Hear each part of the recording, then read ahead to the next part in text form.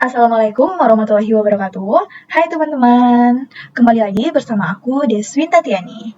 Pada pembelajaran kali ini, kita akan belajar materi dinamika gerak partikel kelas 11, di mana pada pertemuan ini kita akan melakukan latihan soal terkait penerapan hukum Newton. Jadi kan pada pertemuan sebelumnya, kita udah tahu ya kan, udah sama-sama belajar tentang penerapan hukum Newton, baik penerapan hukum Newton 1, hukum 2 Newton, maupun hukum 3 Newton. Seperti itu ya teman-teman ya. Nah,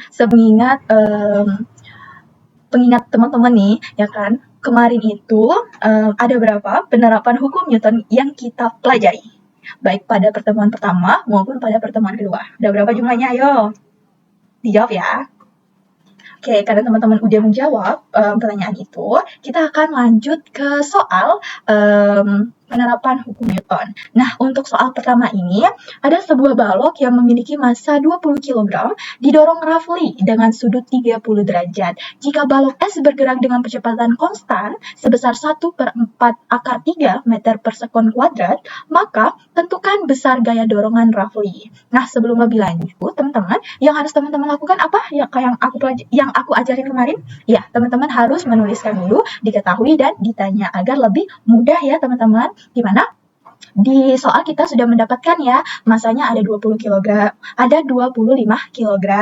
Lalu ada sudut yang membentuknya di mana sebesar alfa lah ya kita tulis, yaitu 30 derajat. Lalu ada percepatan dari balok S ini sebesar 1/4 akar 3 meter per sekon kuadrat. Maka, ya kan, besar gaya dorongan roughly pada balok S tersebut sebesar, itu yang ditanyakan ya teman-teman ya. Maka kita harus menggambar fisisnya dulu. Jadi, katakanlah ada gaya yang didorong oleh roughly ini ya teman-teman, lalu membentuk sudut alfa sebesar 30 derajat, di mana ada balok S-nya, terdapat gaya normal maupun gaya berat dari balok S, dan mengalami percepatan konstan sebesar 1/4 akar 3 meter per sekon kuadrat. Lalu teman-teman, gaya F ini kita uraikan, seperti gambar ini teman-teman. Nah, kalau gaya F ini, katakanlah, ini adalah sumbu Y dan ini ada sumbu X teman-teman, maka gaya F ini akan terus ke sini ya kan. Seharusnya ini lurus ya teman-teman membentuk sudut ini ya, tapi karena dia membentuk sudut 30 ya kan, maka ada Fx cos alpha di mana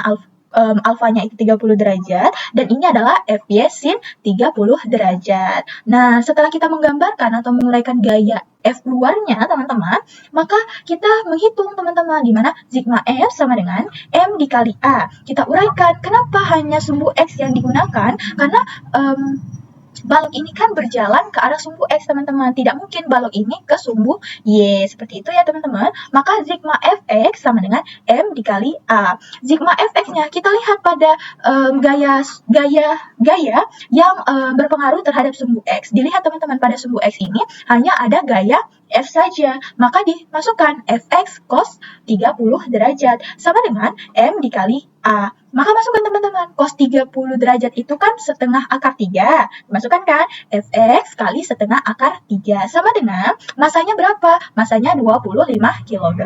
Dikali percepatannya 1/4 akar 3 meter per sekon kuadrat. Lalu kita turunkan Fx-nya, teman-teman. Karena Fx-nya yang kita tanya atau kita cari, maka ruas kanan itu dibagi ruas kirinya, ya kan? Maka 25 kg dikali 1/4 gaya Fx-nya.